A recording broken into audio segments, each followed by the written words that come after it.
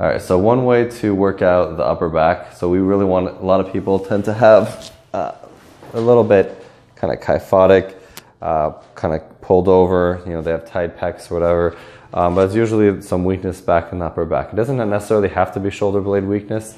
Usually as you round out, the shoulder blades will actually start to come off your rib cage also. They'll kind of come around, but it doesn't necessarily have to be that. It could be actually that it's really more of this versus a rounding. So you want to work the thoracic extensors, the paraspinals, the thoracic extensors, which are usually kind of weak, versus the lumbar extensors, which usually overwork. So we want to get that. I mean, you usually have to get some good rib mobility and some thoracic mobility before you do that, but you can start the strengthening and actually will help mobilize things a little bit. So one way you can do that is grab a band. You can do this standing up also with cables.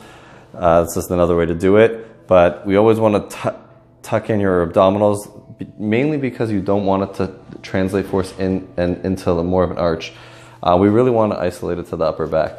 So you're going to pull your arms apart, and you really want to go as far as you possibly can.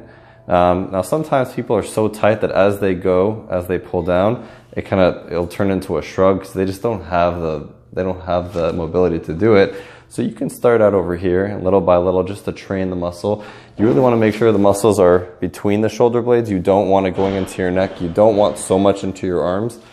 But as you get better, you want to go a little bit further down, because the whole point is to get those muscles to kind of push you forward. So if you're training here, you're training in a kind of curved position. So little by little, you want to go further and further and further until you're really working those muscles in kind of a thoracic extended position.